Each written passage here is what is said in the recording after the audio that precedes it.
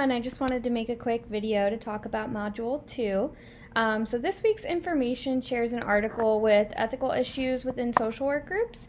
When we think of ethical issues, we might think of dual relationships or inappropriate boundaries. So you can think of maybe favoring one client over another in a group setting or having a personal relationship with one client. For example, having one client is your auto mechanic or the person that changes your tires versus another client that you've never met before. We might think of moral dilemmas, such as some opposing viewpoints on a topic of concern, whether it's abortion or even appropriate use of technology, such as clients who are trying to add you as a Facebook friend if they are friends with other people in the group, which I know we've mentioned is a struggle in group work. So during this semester, I want to share about some specific groups that might not be shared within the course content itself. And in talking about ethical issues in terms of groups with kids and adolescents, it's important that we're mindful of kids' development and the stages of groups or stages that kids and teens go through. Specifically, kids and teens who are very susceptible to peer pressure, so we need to keep that in mind, that each individual's responses to peer pressure and responsibilities might differ among the group. And so if they are making a collective decision or a collective discussion, these might vary among the opinions and the development of the different kids or teenagers that are in the group. We definitely need to evaluate this through assessment as much as we can and ensure we're presenting group material on a standard plane for all members. There is a good example that was shared earlier just about how groups with an 11-year-old and a 17-year-old in there can have some very different points of view, and so it's important to be mindful of that. With other groups, like people who are using substances, groups can be beneficial because we know that many people who are abusing substances do so in social settings. So discussing this in a social setting of a group can be helpful, but again, difficult with this concept of peer pressure. The other thing I thought was really important about this module is that it touches a little bit on technology and ethical issues within groups. And there are some things to be especially mindful of, especially how COVID has impacted our society over the past couple years, and how things like telehealth or teletherapeutic services can cause some ethical issues we weren't previously very aware of. So on the positive side, when we're thinking of using technology for online group counseling or group therapy, it can be really useful because it's available, it's flexible, it allows for communication, it's convenient, and you can feel comfortable really in your own setting as a practitioner and as a client. But we do see some ethical issues. Some of our concerns are ability to maintain privacy, including other people being around in the client's home or setting, and then hearing other people's personal information. And so there's really no true 100% way to ensure confidentiality, and that's difficult in individual settings, but especially difficult in group settings, even if we're signing an informed consent and going over a confidentiality policy. On a larger scale, there are some, of course, security issues, and that's with any system that uses the internet, whether it's hackers or phishing. And so this might be important, especially if the client is submitting personal information on a platform. There can also be communication issues. So if you're having a session for teenagers about grief and one person is finally sharing and then the internet or Zoom cuts out and things are paused or the screen is frozen, think about how traumatizing that could be for someone. They're finally ready to share and now it's just not quite working. And then how do you regroup a session after that?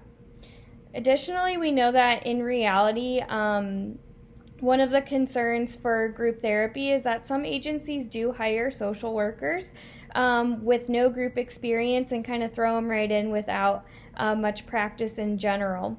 And so if we have someone that has very little group facilitating experience and they're being thrown into doing online telehealth or teletherapeutic services, imagine how many details they might be missing. For example, are they recognizing body language, facial expressions, especially if maybe this is their first time facilitating a group right out of school and they haven't done so previously? So for example, as I'm making this video, you guys would never know I'm wearing sweatpants unless I tell you that. You can really just see my face and my head.